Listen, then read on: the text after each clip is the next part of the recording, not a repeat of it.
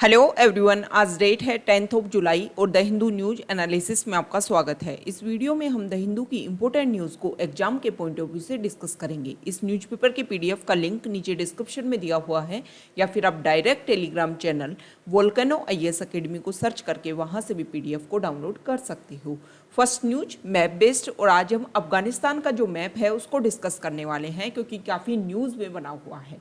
अफगानिस्तान एक landlocked country है और अपने चारों ओर से लैंड से घिरा हुआ है। अगर हम कंट्रीज़ के नेम की बात करें तो ईरान, तुर्कमेनिस्तान, उज्बेकिस्तान, तजिकिस्तान, यहाँ पर पाकिस्तान, चाइना और इंडिया के साथ में भी हल्की सी मतलब थोड़ी सी बॉर्डर शेयर करता है। देखो, अफगानिस्तान एक लैंडलॉक कंट्री है, इसको लेकर के हमें पता होना चाहिए, ये तो इम्पोर्टेंट बात है ही। लेकिन यूपीएससी के प्रीलिम्स में क्वेश्चन ना सिर्फ डायरेक्ट आपको इस तरीके से पूछ लिया जाएगा कि अफगानिस्तान के चारों तरफ कौन कौन से कंट्रीज हैं, ये तो फर्स्ट तरीके का क्वेश्चन हो गया। इसके अलावा देखो, आपको मैप बेस्ड जो क्वेश्चन अगर अच्छे से समझने हैं तो आपको प्रीवियस ईयर क्वेश्चंस किस तरीके से क्वेश्चंस प्रीलिम्स में पूछे जाते हैं उसको लेकर के आपको प्रीवियस ईयर क्वेश्चंस सॉल्व करने होंगे, तभी आप यूपीएससी के पैटर्न को समझ पाओगे। और क्वेश्चंस जो जब भी आप किसी मैप को डिस्कस करोगे या मैप को रीड करने की कोशिश करोगे तो आपके माइंड में वो सारे प्रीवियस ईयर क्वेश्चंस चलेंगे, तो आप उस तरीके से रिलेट करके ही मैप को स्टडी कर पाओगे। अगर यूपीएससी के प्रीवियस ईयर क्वेश्चंस की हम बात करें तो यूपीएससी इस तरीके से भी क्वेश्चन पूछता है कि स्पेशली इनकी जो आसपास वाला जो रीजन जो अपनी बॉर्डर शेयर करते हैं किसी कंट्री के साथ में, उनकी जो कैपिटल है उनको मार्किंग कर देते हैं और उनको पूछ लेते हैं कि ये कौन कौन से एरियाज़ हैं, कौन कौन सी सिटी हैं। तो यहाँ पर जो भी इसके लैंडलॉक कंट्री अफगानिस्तान के साथ में अपनी बॉर्डर शेयर करता है, उनकी जो कैपिटल है वो भी आपको पता होना चाहिए कि किसकी कैपिटल कहाँ पर सिचुएटेड है। तो ईरान की कैपिटल की अगर हम बात करें तो यहाँ पर है तेहरान, ये कैस्पियन सी है, इसके जस्ट नीचे तेहरान है। यहाँ पर तुर्कमेनिस्तान की जो कैपिटल है वो है अस्गाहाट। अस्गाहाट यहाँ पर ईरान और तुर्कमेनिस्तान की जो बॉर्डर है वहाँ पर सिचुएटेड है। नेक्स्ट है उज्बेकिस्तान। उज्बेकिस्तान की कैपिटल है ताशकंद और यहाँ पर है देखो, तजिकिस्तान की कैपिटल है दुशांबे। इसके अलावा अफगानिस्तान की कैपिटल है काबुल, यहाँ पर पाकिस्तान की कैपिटल है इस्लामाबाद। ठीक है, तो देखो इस एरिया को अगर आप ऐसे लाइन को क्रॉस करने की कोशिश करोगे तो उज्बेकिस्तान की कैपिटल ताशकंद और यहाँ पे तजिकिस्तान की कैपिटल दुशांबे और अफगानिस्तान की कैपिटल काबुल, तीनों एक ही लाइन में है। तो इस तरीके से जब भी आपको लगे कि कोई सिटी एक ही लाइन के ऊपर सिचुएटेड है और अगर उनको मिलाया जाए तो वो एक ही लाइन के ऊपर सिचुएटेड हो रही हैं, तो इस तरीके के कैपिटल्स को, इस तरीके की जो लोकेशंस हैं उनको आपको रीड करने की आवश्यकता है। यहाँ भी अगर हम इस तरीके से मिलाने की कोशिश करें तो ये तेहरान और जो काबुल है वो भी एक ही लाइन के ऊपर सिचुएटेड है। इस्लामाबाद जो है वो स्लाइटली थोड़ा सा नीचे है। तो इस तरीके से आप मैप को रीड करने की कोशिश करो। प्रीवियस ईयर के क्वेश्चंस हैं उनको आप ध्यान में रख करके जब मैप को रीड करोगे तो बहुत अच्छे से क्वेश्चंस को सॉल्व कर पाओगे। अब हम द हिंदू की जो इंपॉर्टेंट न्यूज़ है उनको डिस्कस कर लेते हैं। फर्स्ट न्यूज, एक नई मिनिस्ट्री बनाई गई है सेंट्रल गवर्नमेंट के द्वारा, कॉपरेशन मिनिस्ट्री। ये जो कॉपरेशन मिनिस्ट्री है इसको लेकर के अपोजिशन जो पार्टीज़ हैं उन्होंने अपनी नाराज़गी दर्ज करवाई है। इससे पहले हम कॉपरेशन मिनिस्ट्री के बारे में डिस्कस कर लेते हैं कि कॉपरेशन जो मिनिस्ट्री है वो उसकी जिम्मेदारी, उसका जो पोर्टफोलियो है वो दिया गया होम मिनिस्टर अमित शाह को। जब कैबिनेट का एक्सपेंशन किया गया उसके बाद में ये पोर्टफोलियो दे दिया गया होम मिनिस्टर अमित शाह को। और इसको, ये जो मिनिस्ट्री है इसको इसलिए बनाया गया था, 5 जुलाई को इसको अनाउंस किया गया था, मिनिस्ट्री ऑफ कॉपरेशन का फॉर्मेशन किया जाएगा। और हो सकता है कि आने वाला जो मानसून सेशन है हमारे पार्लियामेंट का, उसमें जो अपोजिशन है वो इसके बीच में एक कॉन्फ्लिक्ट देखने को मिले, मतलब सेंट्रल गवर्नमेंट और जो अपोजिशन पार्टी है उनके बीच में। गवर्नमेंट ने ये कहा कि जो मिनिस्ट्री है उसमें ये जो कॉपरेशन मिनिस्ट्री है इसके तहत separate administrative, legal and policy framework provide करवाया जाएगा ताकि कोऑपरेटिव मूवमेंट जो हमारे कंट्री में हो रहा है उसको स्ट्रेंथन किया जा सके। ठीक है, इसके अलावा ease of doing business and enable development of multi state cooperative banks, इसके तहत मतलब ये जो मिनिस्ट्री डेवलप की गई है उसके तहत इन एरियाज़ में भी वर्क किया जाएगा। Significantly the multi state cooperative banks have now been solemnly taken under the Reserve Bank of India for regulatory purposes. अब जो अपोजिशन लीडर्स हैं, स्पेशली अगर हम केरला की बात करें तो केरला में काफ़ी स्ट्रॉन्ग कोऑपरेटिव मूवमेंट देखने को मिला है। एक ऐसा स्टेट जहां पर काफ़ी स्ट्रॉन्ग कोऑपरेटिव मूवमेंट है, तो वहां पर जो अपोजिशन लीडर हैं उन्होंने इसका विरोध किया है। उन्होंने बोला है कि कोऑपरेटिव मूवमेंट के तहत सेंट्रल गवर्नमेंट ने स्टेट की जो पावर है उसको हाईजैक करने की कोशिश की है।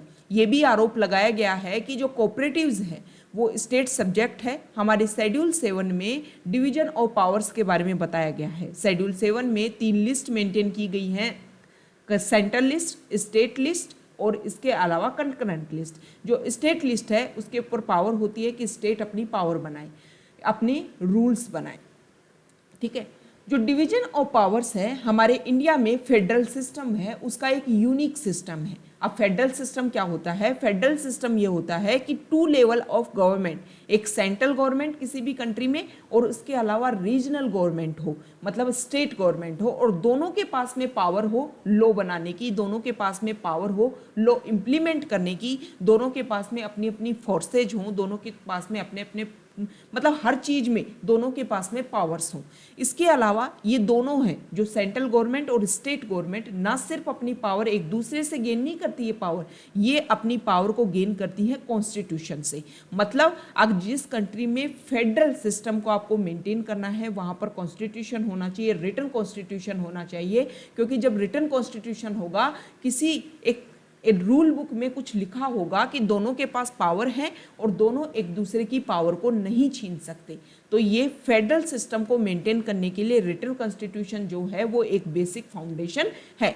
तो फेडरल सिस्टम के बारे में हमने देखा कि 2 लेवल ऑफ गवर्नमेंट होती हैं और दोनों के पास पावर होती है लॉ बनाने की भी और लॉ इम्प्लीमेंट करने की भी। तो हमारे इंडिया में फेडरल सिस्टम का एक यूनिक फीचर है शेड्यूल 7, और शेड्यूल 7 में अगर चेंज करना हो तो आप कॉन्स्टिट्यूशनल अमेंडमेंट एक्ट के तहत, मतलब आर्टिकल 368 के तहत आप चेंज कर सकते हो। नॉर्मल तरीके से आप बदलाव नहीं कर सकते। और जो कोऑपरेटिव्स हैं वो तो स्टेट लिस्ट के अंदर आता है, तो जब स्टेट सब्जेक्ट है तो उसमें आपको चेंज करना है तो कुछ आप एक एक्ट लेकर रख के आओ ना, पार्लियामेंट का आप एक्ट लाए बिना ही आपने इसमें चेंज कर दिया, तो एक तरीके से जो हमारा फेडरेशन है, फेडरलिज्म है इंडिया में, उसको डाइल्यूट करने की बात हो गई। मतलब आप फेडरेशन की जो पावर्स है उसको छीन करके यूनिटरी फॉर्म ऑफ गवर्नमेंट बनाने की कोशिश कर रहे हो। ये अपोजिशन पार्टीज ने आरोप लगाया है सेंट्रल गवर्नमेंट के ऊपर। नेक्स्ट न्यूज है, जम्मू एंड कश्मीर में डिलिमिटेशन किया जा रहा है। मतलब वहाँ की जो बाउंड्रीज हैं, वहाँ की लेजिस्लेटिव असेंबली को लेकर के उनकी सीमाओं का निर्धारण किया जा रहा है इलेक्शन कमीशन ऑफ इंडिया के द्वारा। इलेक्शन कमीशन ऑफ इंडिया ने बोला कि 2011 की जो सेंसस है उसके आधार पर जम्मू एंड कश्मीर में डिलिमिटेशन कमीशन कंप्लीट कर दिया गया। उसकी जो फाइनल रिपोर्ट है उसको जल्द ही पब्लिश कर दिया जाएगा। इसके अलावा उन्होंने ये भी बोला कि topography, difficult terrain, means of communication and convenience available while delimiting 7 additional seats for the 83 member assembly of the UT besides granting reservation to the scheduled tribes and scheduled caste communities। अभी देखो final report क्या आती है, लेकिन ये बोला गया है कि SC और ST को भी वहाँ पर रिजर्वेशन दिया गया है। डिलिमिटेशन कोई एक मैथमेटिकल एक्सरसाइज नहीं होती कि इस एरिया को इसमें एडजस्ट कर दो, इस एरिया को इसमें एडजस्ट कर दो। डिलिमिटेशन एक पॉलिटिकल एस्पायरेशन को, एक सोसाइटी की जो पॉलिटिकल एस्पायरेशन है उसको रिफ्लेक्ट करता है और उसको एक पर्टिकुलर ज्योग्राफी में आपको बाउंड करना होता है। इसका मतलब ये है कि पॉपुलेशन फॉर्म्स द बेस, मतलब डिलिमिटेशन करने के लिए जो जनता है, जो जनसंख्या है वो आपका बेस बनाएगी, ठीक है। तो इस तरीके से जो chief election commissioner Sushil Chandra, उन्होंने ये डिक्लेयर किया कि 3 मेंबर्स का एक पैनल था और उसने वहाँ पर टूर किया और टूर के थ्रू ये जो डिलिमिटेशन प्रोसीजर है उसको कंप्लीट किया। पहली बार ये जो कमीशन है उसने SC और ST को रिजर्वेशन देने की बात की है। जम्मू एंड कश्मीर में पहली बार फर्स्ट टाइम ST को रिजर्वेशन दिया गया, मतलब ST की सीट वहाँ पर फिक्स की गई है। डिलिमिटेशन जो है वो किसी भी कंस्टिट्यूएंसीज में जो बाउंड्रीज होती हैं उसको रिड्रॉ करने का काम करता है। इलेक्शन कमीशन ऑफ इंडिया के द्वारा ये करवाया जाता है, ठीक है। डिलिमिटेशन करने का मेन काम ये होता है कि डिलिमिटेशन के तहत एक इलेक्शन कमीशन ऑफ इंडिया के द्वारा डिलिमिटेशन कमीशन बनाया जाता है और उस डिलिमिटेशन कमीशन का जो भी ऑर्डर्स आते हैं वो जिस तरीके से कोई लॉ को इम्प्लीमेंट किया जाता है, लॉ का फोर्स होता है, सेम तरीके से उसकी भी पावर्स होती है और किसी भी कोर्ट में डिलिमिटेशन कमीशन के द्वारा जो भी ऑर्डर पास किए जाते हैं उनको आप क्वेश्चन नहीं कर सकते। अगर हम यहाँ पर चीफ इलेक्शन कमिश्नर की बात की गई है, उसकी अगर हम बात करें तो हमारे कॉन्स्टिट्यूशन में इलेक्शन कमीशन ऑफ इंडिया है और इलेक्शन कमीशन ऑफ इंडिया एक कॉन्स्टिट्यूशनल बॉडी है। शुरुआती टाइम में अगर हम बात करें तो इलेक्शन कमीशन ऑफ इंडिया में सिर्फ सिंगल मेंबर बॉडी था इलेक्शन कमीशन ऑफ इंडिया, जब 1950 के टाइम इसको बनाया गया था, लेकिन 1989 में इसको मल्टी मेंबर बॉडी कर दिया गया। इसमें एक चीफ इलेक्शन कमिश्नर और 2 अदर इलेक्शन कमिश्नर इसमें अपॉइंट किए गए। इनको अपॉइंट किया जाता है प्रेसिडेंट के द्वारा और जो प्रेसिडेंट है इनका टेन्योर जो है वो फिक्स है 6 साल या फिर 65 साल की एज तक।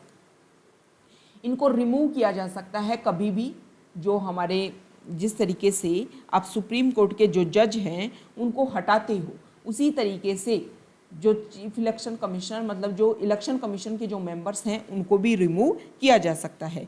देखो, इनको हटाने के लिए रिमूव वर्ड यूज़ किया जाता है, इम्पीच वर्ड यूज़ नहीं किया जाता, ठीक है। जजेस of high court, supreme court, chief election commissioner, comptroller and auditor general, इन सबको हटाने के लिए पार्लियामेंट के द्वारा इनको हटाया जा सकता है और मिसबिहेवियर या इनकैपेसिटी के आधार पर इनको हटाया जा सकता है, ठीक है। कॉन्स्टिट्यूशन में इम्पीचमेंट वर्ड इनको हटाने के लिए यूज़ नहीं किया जाता। इम्पीचमेंट वर्ड सिर्फ और सिर्फ प्रेसिडेंट को हटाने के लिए किया जाता है, प्रेसिडेंट को रिमूव करने के लिए किया जाता है।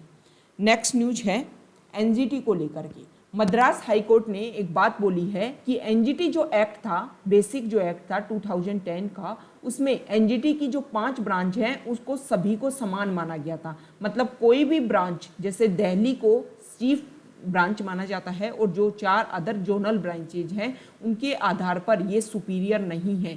ये मद्रास हाई कोर्ट ने ऐसा बोला है, मतलब सारी की सारी जो ब्रांचेज हैं वो सेम है, ठीक है।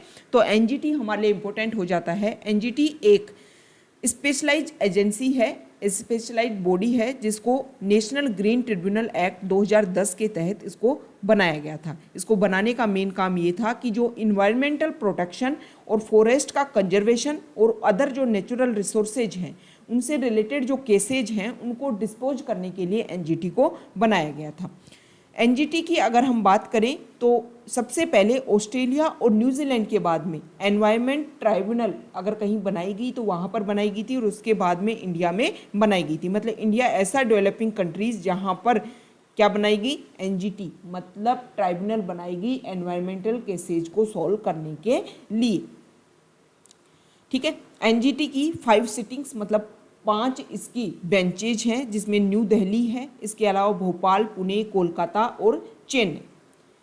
इसके जो चेयरपर्सन होते हैं, अगर हम एनजीटी के चेयरपर्सन की बात करें तो सेंट्रल गवर्नमेंट कंसल्ट करती है चीफ जस्टिस ऑफ इंडिया के द्वारा और फिर इसको अपॉइंट किया जाता है। एक सिलेक्शन कमेटी होती है जिसको सेंट्रल गवर्नमेंट के द्वारा बनाया जाता है और इसमें जुडिशियल मेंबर्स और एक्सपर्ट मेंबर्स को अपॉइंट किया जाता है, ठीक है।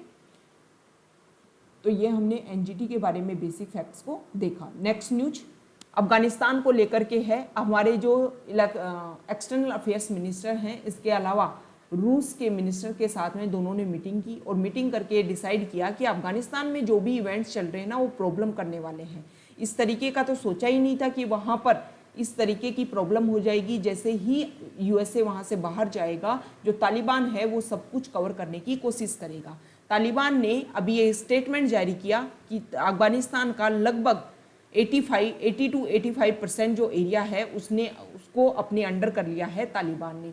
तो जब तालिबान ने ये डिक्लेरेशन की उसके कुछ समय बाद में ही मॉस्को और इंडिया के जो एक्सटर्नल अफेयर्स मिनिस्टर हैं उन्होंने मीटिंग की और कोशिश की कि ईरान और तजिकिस्तान वाला जो बॉर्डर है जहाँ पर भी तालिबान ने, यहाँ पर देखो ईरान और तजिकिस्तान ये जो बॉर्डर एरिया है वहाँ पर कोशिश की है तालिबान ने अपने एरिया डेवलप करने की। मतलब तालिबान हर एरिया को अपने अंडर करने की कोशिश कर रहा है, ठीक है।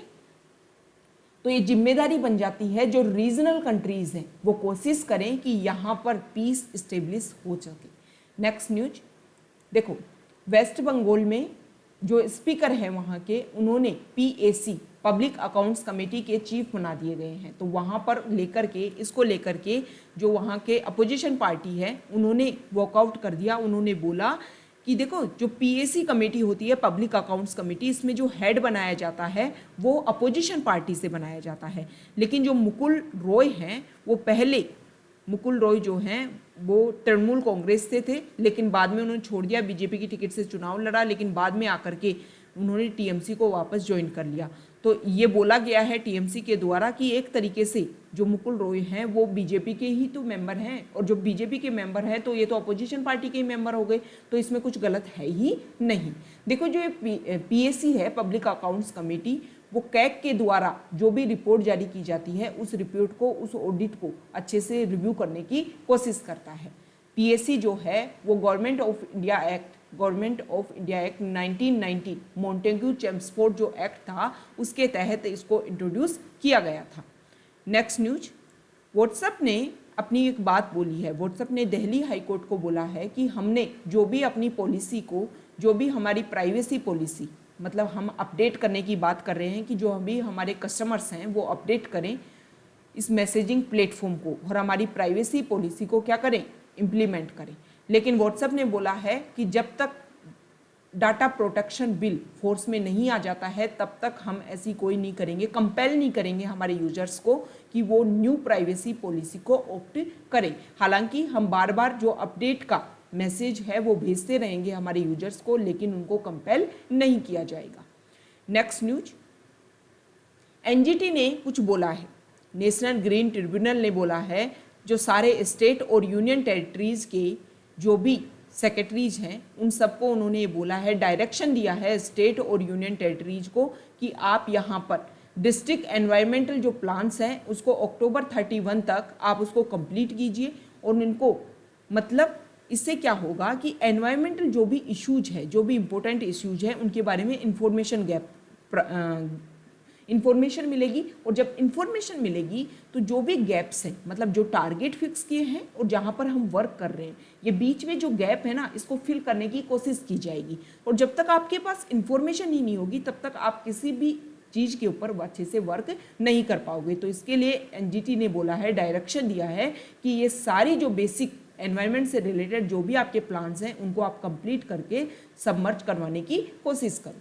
नेक्स्ट न्यूज, दिल्ली का जो कैबिनेट है, दिल्ली यूटी का, उन्होंने कोशिश की है कि एयर पोल्यूशन से कॉम्बैट करने के लिए जो भी स्टडी है, मतलब इस तरीके की स्टडी की जाए, रियल टाइम सोर्स का पता लगाया जाए कि क्या कारण है कि पोल्यूशन हो रहा है। इसके लिए स्टडी करवाई जाएगी IIT Kanpur, IIT Delhi, the energy and resource institute and IISER Mohali. ये सब मिलकर के, इनकी टीम जो मिलकर के वो स्टडी करेगी दिल्ली में, ताकि जो रियल टाइम सोर्स हैं पोल्यूशन के उनका पता लगाया जा सके। और जब पता लगेगा किसी भी कारण का तो आप सिस्टमेटिकली उस चीज़ को ख़त्म करने के लिए, कर्ब करने के लिए एक्शंस लेकर के आओगे। नेक्स्ट न्यूज, यहाँ देखिए, सुप्रीम कोर्ट ने बोला है कि जो जजेस हैं उनको एम्परर की तरह अपनी कोशिश नहीं करनी चाहिए कि वो राजा हैं, और जो भी कैबिनेट है, जो भी एग्जीक्यूटिव हैं वो उनके अंडर आते हैं और उनको हमेशा रिपोर्ट करेंगे। सुप्रीम कोर्ट ने ये भी बोला कि ये जो चीज़ है वो सेपरेशन ऑफ पावर के खिलाफ है। सेपरेशन ऑफ पावर, स्टेट के 3 पार्ट, लेजिस्लेचर, एग्जीक्यूटिव और जुडिशरी, तीनों अलग अलग हैं, तीनों एक दूसरे के ऊपर कंट्रोल रखते हैं, लेकिन तीनों के जो एरिया हैं अलग हैं। अगर सुप्रीम कोर्ट के जो जजेस हैं या हाई कोर्ट के जो जजेस अगर इस तरीके से वर्क करेंगे तो वो सेपरेशन ऑफ पावर, जो एक इम्पोर्टेंट हमारा बेसिक फीचर है, उसको डाइल्यूट करने की कोशिश कर रहे हैं। नेक्स्ट न्यूज, हिमालयन याक को लेकर के यहाँ पर न्यूज़ आई है। नेशनल रिसर्च सेंटर ऑन याक, उन्होंने ये बोला है कि क्लाइमेट चेंज की वजह से, एनवायरनमेंट जिस तरीके से बदल रहा है उसकी वजह से जो याक है उनकी पॉपुलेशन काफ़ी डिग्रेड हो रही है। मतलब समय के साथ में उनकी पॉपुलेशन में काफ़ी डिक्लाइन देखने को मिल रहा है। 2012 से 2019 के बीच में 24.7% उनकी जो पॉपुलेशन है वो कम हो गई है। टोटल याक पॉपुलेशन इंडिया की हम बात करें तो 58,000 है, जिसमें UT of Ladakh and Jammu and Kashmir में 26,000, अरुणाचल प्रदेश में 24,000, सिक्किम में 5,000, हिमाचल प्रदेश में 2,000 और वेस्ट बंगाल और उत्तराखंड में 1,000।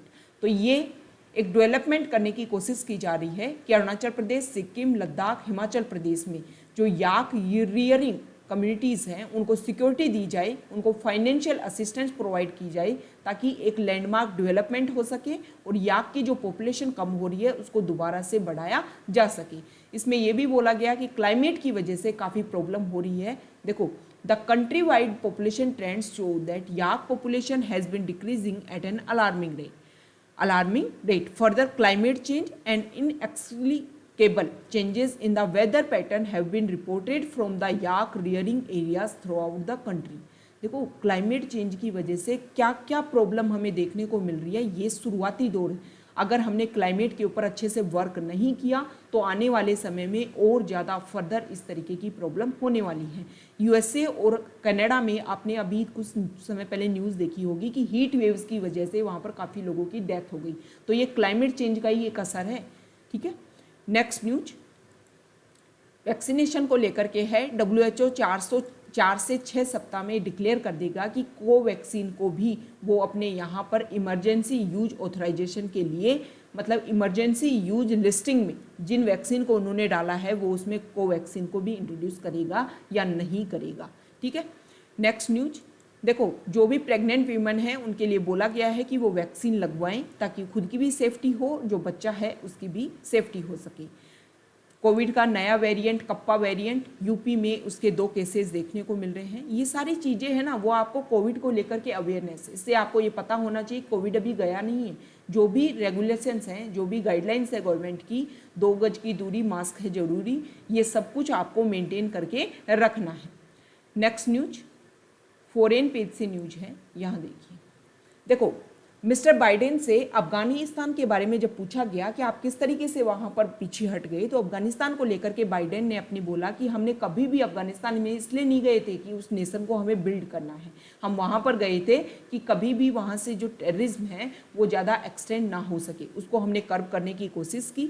इसके अलावा बाइडेन से ये भी पूछा गया कि अफगानिस्तान में इस समय प्रॉब्लम हो रही है, मतलब आप जैसे ही बाहर निकलने की कोशिश कर रहे हो, तालिबान वहाँ पर एनक्रोच करने की कोशिश कर रहा है हर एरिया को। तो बाइडेन का स्टेटमेंट ये है कि वहाँ की जो फोर्सेज है उसको कोशिश करनी चाहिए, क्योंकि उस कंट्री को बिल्ड करने का जो काम है वो वहाँ की गवर्नमेंट, वहाँ की फोर्सेज और तालिबान दोनों मिल करके करे, चाहे मिल करके करें या अलग अलग करें, लेकिन उनका काम है, ये जो यूएस है उसका काम नहीं है। नेक्स्ट न्यूज देखो, चाइना की श्रीलंका के लेकर के जो परसेप्शन है, जो रिलेशंस हैं, उसके बारे में यहाँ पर बताया गया है। कोविड के दौरान, ना सिर्फ कोविड के दौरान, उससे पहले भी चाइना ने काफ़ी हेल्प की है श्रीलंका को लेकर के। कोविड में चाइना ने, अगर हम लिस्ट में देखें तो सबसे हाईएस्ट टॉप लिस्ट पे चाइना आता है श्रीलंका की हेल्प को लेकर के। $2 बिलियन का लोन दिया है, कुछ करेंसी स्वैप भी किया है, सिनोफार्म जो वैक्सीन है उसकी $1 मिलियन डोनेशन दी है वहाँ पर। इसके अलावा $6 मिलियन फॉर प्रोक्योरमेंट, ये सब कुछ वहाँ पर पैसा लगाया है। ये सब कुछ जो पैसा है वो वहाँ पर जो चाइना ने कोविड के बाद में पोस्ट कोविड असिस्टेंस के रूप में दिया है। इससे ये लगता है कि जिस आइलैंड नेशन में चाइना का इतना इंटरेस्ट क्यों आ रहा है। यहाँ की जो कोलंबो सिटी, पोर्ट सिटी है, उसको डेवलप करने के लिए भी चाइना काफ़ी कोशिश कर रहा है। इसको लेकर के काफ़ी वहाँ पर प्रॉब्लम भी हुई है। कैबिनेट ने वहाँ पर पास कर दिया कि कोलंबो पोर्ट सिटी को चाइना हेल्प करेगा, लेकिन काफ़ी कंट्रोवर्सी है। ये बोला गया है कि श्रीलंका में जो पब्लिक प्लेसेज हैं, गवर्नमेंट ऑफिसेज हैं, वहाँ के जो साइन बोर्ड हैं उसमें मैंडेरियन लैंग्वेज को इंक्लूड किया गया है और तमिल को हटा दिया गया है, जो श्रीलंका की एक नेशनल लैंग्वेज है। ये चीज़ें जो है ना, वो आपको दिखाने की कोशिश कर रही हैं कि किस तरीके से चाइना का इन्फ्लुएंस बढ़ता जा रहा है श्रीलंका के ऊपर। चाइना जो है वो डेप ट्रैप पॉलिसी को, डिप्लोमेसी को यूज कर रहा है श्रीलंका को अपने अंडर करने के लिए। स्पेशली देखो, चाइना की जो पॉलिसी है वो इंडो पैसिफिक वाला जो रीजन है वहाँ पर अपना डोमिनेंस क्रिएट करना है, क्योंकि ज्योग्राफी का एक रूल भी है कि जो इंडो पैसिफिक रीजन को, इंडियन ओशन को जो अपने डोमिनेंस के अंडर लेकर के आएगा, उस एरिया में जिसका डोमिनेंस होगा पूरे वर्ल्ड के ऊपर उसी का राज होगा। इसीलिए जो चाइना है वो इंडिया को काउंटर करने के लिए, यूएस को काउंटर करने के लिए इस एरिया में जो छोटे छोटे आइलैंड कंट्री हैं वहाँ पर अपने अपने पोर्ट डेवलप कर रहा है, वहाँ पर कोई ना कोई इन्वेस्टमेंट कर रहा है। इसको स्ट्रिंग ऑफ पर्ल्स जो पॉलिसी है उसको भी, उसके नाम से भी जाना जाता है। नेक्स्ट न्यूज, तालिबान ने स्टेटमेंट दे दिया है कि अफगानिस्तान का 85% जो है वो तालिबान के अंडर आ चुका है। तो ये अच्छी न्यूज़ नहीं है। रीजनल स्टेबिलिटी अगर नहीं होगी तो टेररिज्म एक्सटेंड होगा तो हमारे इंडिया जो एरिया है जहाँ पर जम्मू एंड कश्मीर जो वैसे ही काफ़ी अनस्टेबल रहता है, उस एरिया में जो स्टेबिलिटी लाना हमारे लिए काफ़ी मुश्किल हो जाएगा। तो सभी जो रीजनल कंट्रीज़ हैं उनको मिलकर के कोशिश करनी चाहिए कि अफगानिस्तान की जो प्रॉब्लम है उसको सोल्व किया जाए। तो ये आज का हमारा डिस्कशन था। Okay, thank you.